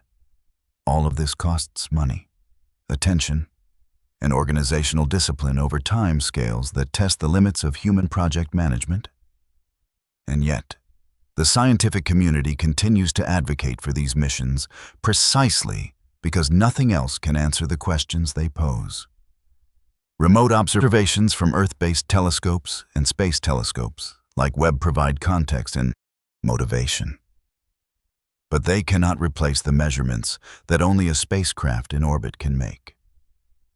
The internal structure of Uranus and Neptune, the composition and dynamics of their atmospheres, the geology and potential habitability of their moons, the behavior of their magnetic fields. These questions require proximity. They require instruments flying through the environment, sampling the particles, measuring the fields, photographing the surfaces from close range. The ice giants also represent the most common type of planet in the galaxy. Exoplanet surveys have revealed that planets roughly the size of Uranus and Neptune are far more numerous than gas giants like Jupiter and Saturn, or rocky worlds like Earth. Understanding our own ice giants is essential for interpreting observations of these distant worlds. Every exoplanet scientist working on sub-Neptunized worlds is limited by the fact that humanity has only one brief flyby's worth of data on this entire class of planet. A dedicated orbiter mission would not just advance solar system science. It would provide a ground truth reference point for understanding thousands of worlds, orbiting other stars. The distances to the ice giants are not just numbers. They are barriers that test every aspect of human capability: technology, funding, patience, institutional commitment, even the biological lifespan of the scientists involved. Reaching Uranus or Neptune is not merely difficult. It is a generational project, a relay race where the runners who start the race will hand the baton to successors they may never meet. Voyager 2 proved it is possible. A small spacecraft with 1970s technology crossed the entire outer solar system in 12 years. But Voyager 2 only flew past. It never stopped. It never orbited. It collected hours of close-up data at each planet and then moved on forever. Now comes the question that everything so far has been building toward. If humanity wanted to actually visit every planet, not just fly past, but orbit, study, perhaps even land, what would the total journey look like? How many years? How many spacecraft? How many separate missions? And what does the answer reveal about the true nature of the solar system we call home? Now the question can finally be answered. How long does a mission to every planet actually take? The answer depends entirely on what you mean by every planet, what you mean by mission, and whether you are willing to accept a truth that most people find deeply unsettling. Because the honest answer is not a single number. It is a spectrum of numbers spanning from roughly a dozen years to several human lifetimes, depending on choices that fundamentally reshape what the journey means. Start with the simplest version, a flyby of every planet. Not stopping, not orbiting, not landing, just passing close enough to photograph each world and collect basic measurements before moving on. This is what Voyager 2 came closest to achieving. and its grand tour remains the only template humanity has for visiting multiple outer planets in a single mission. Voyager 2 flew past Jupiter, Saturn, Uranus, and Neptune in 12 years. That covered 4 of the 7 other planets in the solar system. But it skipped 3. It never visited Mercury, Venus, or Mars. And the reason it skipped them reveals a fundamental problem with the entire concept of an all-planet mission. Visiting the inner planets and the outer planets requires opposite strategies. To reach the outer planets, a spacecraft must gain energy. It must climb outward from the Sun, moving to higher and slower orbits. Gravity assists at Jupiter and Saturn provide the boosts needed to reach Uranus and Neptune. The entire trajectory is designed to push the spacecraft farther from the Sun with each encounter. To reach Mercury, as explained earlier, a spacecraft must lose energy. It must fall inward toward the Sun, shedding the enormous orbital velocity that Earth provides at launch. These two objectives are not just different, they are contradictory. No single trajectory can efficiently do both. A spacecraft cannot simultaneously gain energy to reach Neptune and lose energy to reach Mercury. The physics does not allow it. This means an all-planet flyby cannot be a single mission with a single spacecraft on a single trajectory. At minimum, it would require 2 separate spacecraft launched on 2 separate trajectories. One would handle the inner solar system, visiting Venus, Mars, and Mercury through a series of gravity assists and braking maneuvers. The other would handle the outer solar system, using Jupiter as a springboard, to reach Saturn, Uranus, and Neptune in sequence. For the inner spacecraft, the timeline is surprisingly long. Venus can be reached in roughly 5 months. Mars can be reached in roughly 7 months. But Mercury, even on a flyby trajectory, requires careful maneuvering near the Sun. Mariner 10 reached Mercury in about 5 months, using a Venus gravity assist. A mission that combined flybys of Venus, Mars, and Mercury in sequence would need to navigate complex multi-planet trajectories that might take 3 to 5 years depending on launch windows and planetary positions. The inner solar system is compact in distance but complicated in orbital mechanics for the outer spacecraft. Voyager 2 provides the benchmark, 12 years from launch to Neptune with gravity assists at each planet along the way. But Voyager 2 benefited from the once every 175-year alignment. Without that alignment, visiting all 4 outer planets in sequence is not feasible with gravity assists. A mission launched today would need to find a different set of planetary positions and design a trajectory that might be less efficient, potentially stretching the timeline to 15 or even 20 years for a Jupiter to Neptune tour. So the absolute minimum for a flyby of every planet under the most optimistic assumptions is roughly 12 to 15 years using 2 spacecraft. That is the cheapest, fastest, most stripped-down version of the answer. 2 machines launched within a few years of each other, each flying past its assigned planets and sending back data during brief encounters. The total data return would be modest. Flybys produce hours or days of close-up observations at each planet. The spacecraft would collect postcards, not encyclopedias, but every planet would be visited within a single human generation. Now, consider what happens when the goal shifts from flying past to staying. An orbiter mission represents a fundamentally different commitment. Entering orbit around a planet requires carrying enough fuel to perform a braking burn upon arrival. This adds mass, which demands a larger rocket, which limits trajectory options, which often extends cruise times. Every orbiter mission in history has taken significantly longer to reach its target than a comparable flyby. using historical mission durations as a rough guide. The timeline for orbiting each planet individually looks something like this. Venus orbit insertion can be achieved in under a year. Melon reached Venus orbit in roughly 15 months after launch. Mars orbit insertion typically takes 7 to 10 months. Mars Odyssey arrived in about 200 days. Mercury orbit insertion, as BepiColombo is demonstrating, requires approximately 7 to 8 years of gravity assist maneuvering. Jupiter orbit insertion takes 5 to 6 years, as shown by Juno. Saturn orbit insertion takes roughly 7 years.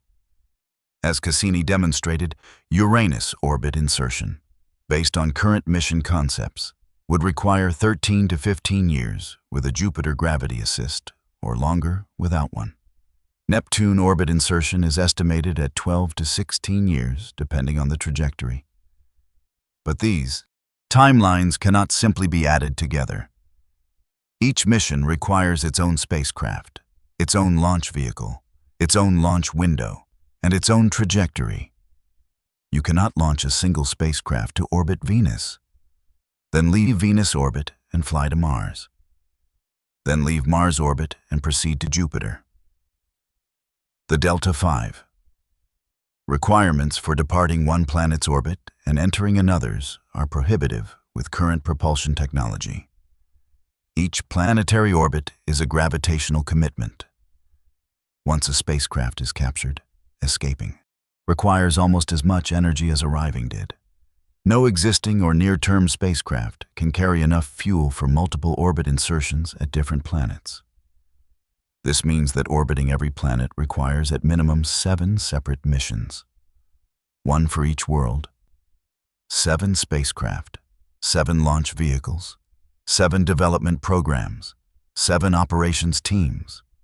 If each mission launched at the earliest available window and the programs ran in parallel, the overall timeline would be dominated by the longest single mission. That would be the Neptune orbiter, with a cruise time of 12 to 16 years, adding development time, launch preparation, and the science phase at Neptune. The total program would span roughly 25 to 30 years from initial funding to final data collection. But parallel development of 7 flagship-class missions is not realistic. No space agency on Earth has the budget, workforce, or institutional capacity to develop 7 major planetary missions simultaneously. In practice, missions are developed sequentially or in small, overlapping groups. NASA currently operates or is developing missions to Mars, Jupiter, and Saturn's moon system, adding a dedicated Mercury orbiter, a Venus orbiter, a Uranus orbiter, and a Neptune orbiter to that portfolio would require decades of sequential development, even under the most generous funding assumptions. A more realistic timeline for orbiting every planet. Accounting for sequential development and budget constraints, stretches to 50 or 60 years. That is not a mission. That is a multi-generational program of exploration spanning the entire professional lives of multiple cohorts of scientists and engineers. The person who proposes the first mission in the sequence might not be alive when the last spacecraft enters orbit around its target. Now consider the most ambitious version of the question. Not just orbiting, but landing on every planet. Landing adds another layer of complexity and time. For rocky planets with solid surfaces, landing is conceptually straightforward if technically demanding. Spacecraft have landed on Venus, Mars, and even Titan, Saturn's largest moon. Mercury has never been landed on, and the extreme temperature variations and lack of atmosphere make it exceptionally challenging. Landing on the gas and ice giants is a different matter entirely. Jupiter, Saturn, Uranus, and Neptune do not have solid surfaces. A spacecraft entering their atmospheres would descend through increasingly dense layers of gas until pressure and temperature crushed it. The Galileo atmospheric probe survived for roughly 58 minutes after entering Jupiter's atmosphere before being destroyed. A similar probe could be deployed at any giant planet, but it would not land in any traditional sense. It would transmit data during a brief descent before succumbing to the environment. If we define landing broadly, meaning surface landing on rocky worlds and atmospheric probe entry on giant worlds, then visiting every planet with a lander or probe adds development time and mission complexity, but does not fundamentally change the overall timeline. The cruise phases remain the dominant factor. Getting to Neptune still takes 12 to 16 years, regardless of whether the spacecraft carries a lander, an atmospheric probe, or only orbital instruments. The human dimension makes everything harder. Every timeline discussed so far involves robotic spacecraft, uncrewed machines that can coast through space for years without food, water, oxygen, or psychological support. They do not get bored. They do not get sick. They do not miss their families. A robotic spacecraft can endure a 13-year cruise to Uranus because it has no concept of time. It simply exists, drawing power from its RTG, waiting for instructions, executing commands with the same precision on day 1 as on day 4700. Humans cannot do this. The longest continuous human spaceflight in history lasted approximately 437 days, set by Valery Polyakov aboard the Russian space station Mir in 1994 and 95. Current proposals for crewed Mars missions envision round-trip durations of roughly 2.5 years, including about 7 months of travel each way and approximately 500 days on the Martian surface, waiting for the return launch window. This 2.5 year timeline is already at the edge of what medical science considers manageable for human physiology. Bone density loss, muscle atrophy, radiation exposure, cardiovascular deconditioning, and psychological stress all accumulate over extended spaceflight. A crewed mission to Jupiter, lasting 5 to 6 years minimum, would push far beyond any experience base humanity possesses. A crewed mission to Neptune requiring 12 to 16 years of travel is not currently within the realm of feasible engineering. It would require breakthroughs in life support, radiation shielding, artificial gravity, psychological resilience, and onboard medical capability that do not yet exist. Even the crewed Mars mission, the most modest possible version of human interplanetary travel, reveals how completely orbital mechanics dictates the terms. The popular image of a Mars mission involves astronauts flying to Mars, spending a few weeks exploring and flying home. The reality imposed by the solar system is nothing like that. A crewed Mars mission, using a standard home and transfer, would begin with a launch during a favorable window, followed by a cruise of roughly 7 to 9 months. The crew would arrive at Mars, enter orbit, or land on the surface and begin their work. But they cannot come home whenever they choose.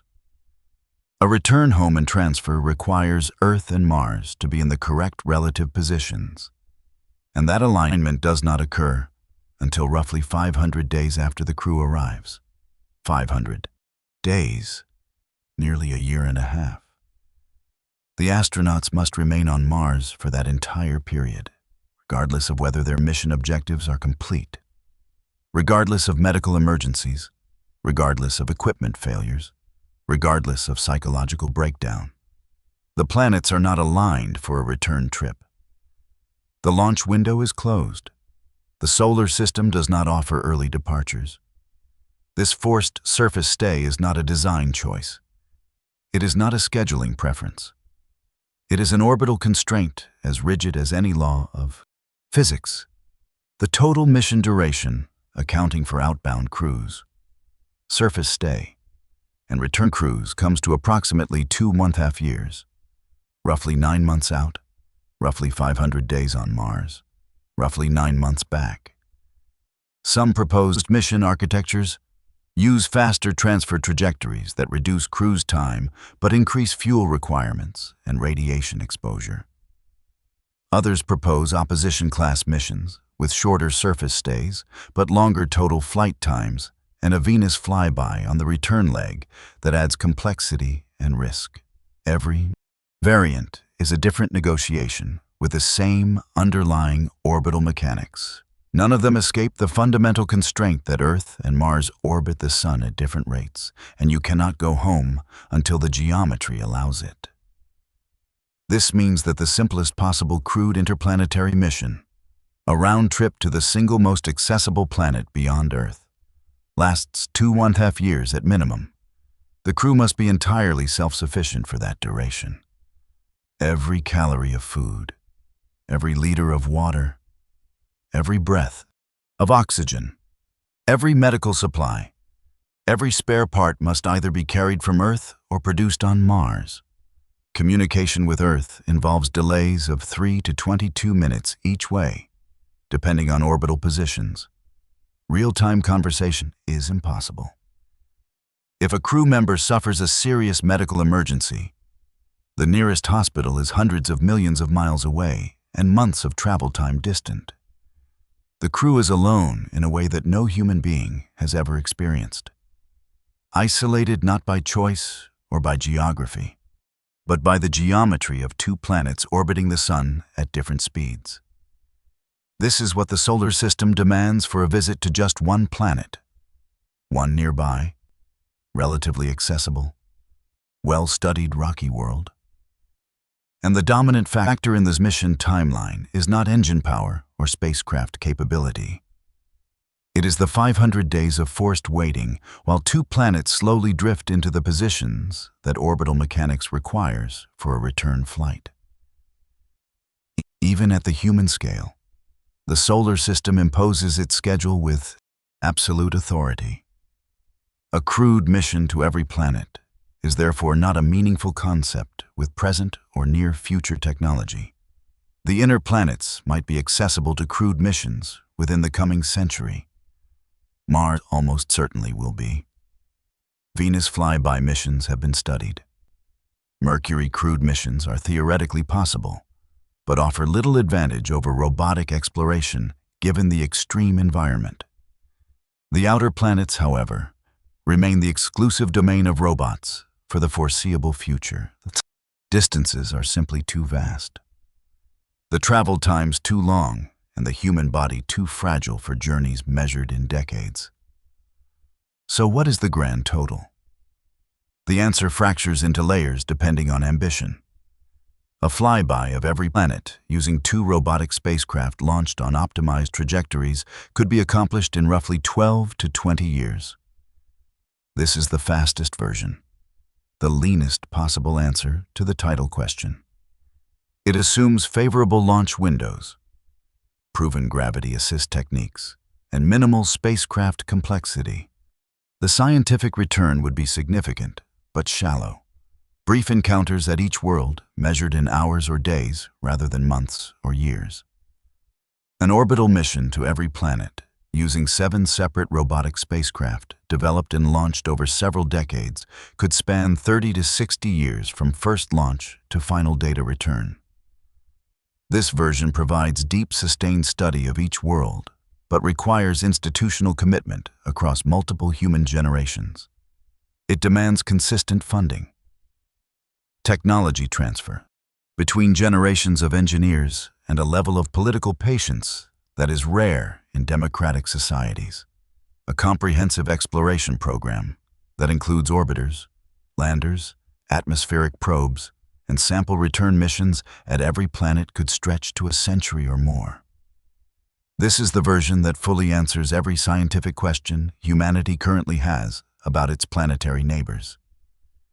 It is also the version that no one alive today will see completed. And here is where the true lesson of this journey reveals itself. The question that opened this episode sounded simple. How long does a mission to every planet take? It sounded like a question with a number for an answer. 7 years? 15 years? 40 years. But the real answer is not a number. It is a realization.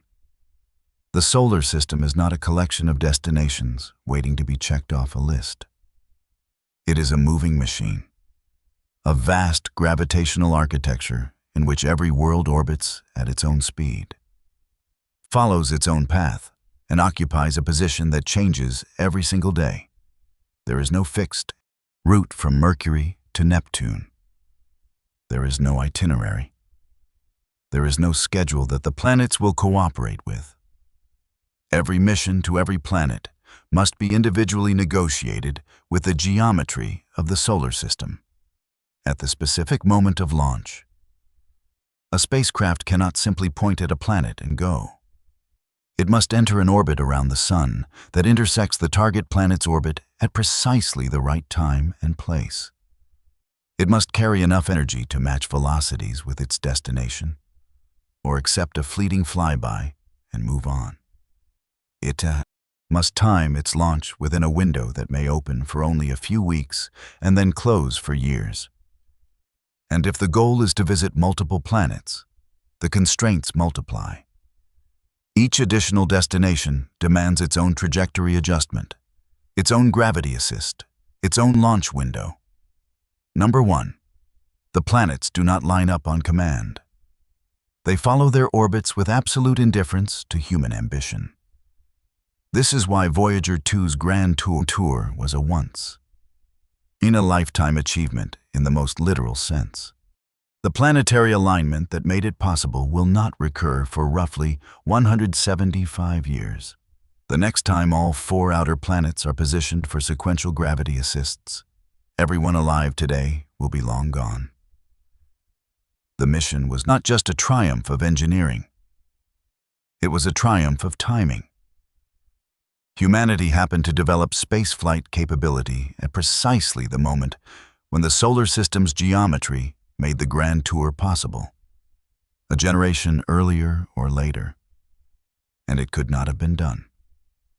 The same principle applies to every future mission. A Uranus orbiter launched in 2032 could use a Jupiter gravity assist and arrive in 13 years. The same mission launched in 2038 after Jupiter has moved out of position and might take 15 years or more. The planets do not wait. They do not slow down. They do not rearrange themselves for human convenience. Every year of delay on Earth translates to years of additional travel time in space, or worse. The complete closure of a trajectory option that will not reopen for decades. This is what makes the solar system so profoundly different from any travel experience humans have on Earth. On Earth, the destination sits still. The road does not move. The airport does not orbit. The distance between 2 cities does not change from one year to the next. In the solar system, everything moves. Every destination is a moving target. Every route is a curve. Every schedule is dictated by the geometry of orbits that no human can control. A mission to every planet is not a road trip. It is not a checklist. It is not a vacation itinerary. It is a decade SL-long negotiation with the moving architecture of gravity itself. The planets orbit the Sun at speeds ranging from over 100,000 mph for Mercury to roughly 12,000 mph for Neptune. They are all falling around the Sun in their own ellipses, following paths laid down by the laws of physics 4.5 billion years ago, when the solar system formed. A spacecraft entering this system is a tiny intruder, borrowing momentum, stealing energy, threading through gravitational fields, with precision measured in fractions of a mile. The shocking truth is not that the planets are far away. Distance is just a number. The shocking truth is that even inside our own solar system, surrounded by worlds we can see with the naked eye, travel is governed by rules that make it fundamentally unlike any journey humanity has ever taken on Earth. Closer planets can take longer to reach than distant ones. Faster spacecraft can take longer to arrive if they need to stop. Launch windows open and close on schedules set by orbital mechanics, not by human readiness. And the difference between flying past a world and truly studying it can be the difference between a few months and a few decades. We live inside a gravitational machine of staggering complexity. 8 planets, dozens of major moons, and billions of smaller objects, all orbiting the sun in an intricate pattern that shifts constantly but repeats only on timescales measured in centuries. Every mission humanity has ever launched into this machine has been a negotiation, a careful, patient, mathematically precise negotiation between what we want to learn and what the solar system's geometry will allow. A mission to every planet is possible. Humanity has the technology. We have the knowledge. We have the ambition. What we must accept is that the solar system demands something in return. It demands time. Not months, not years, decades. A generation of patience to visit every world that orbits our star. And even then, the visit is not a conquest. It is a brief audience with a system that was here billions of years before us and will continue its silent clockwork billions of years after we are gone. The planets are not waiting for us. They never were. They are moving, always moving. And reaching them means learning to move with them on their terms, at their pace, along the curving paths that gravity carved long before any human looked up at the night sky and wondered what was out there.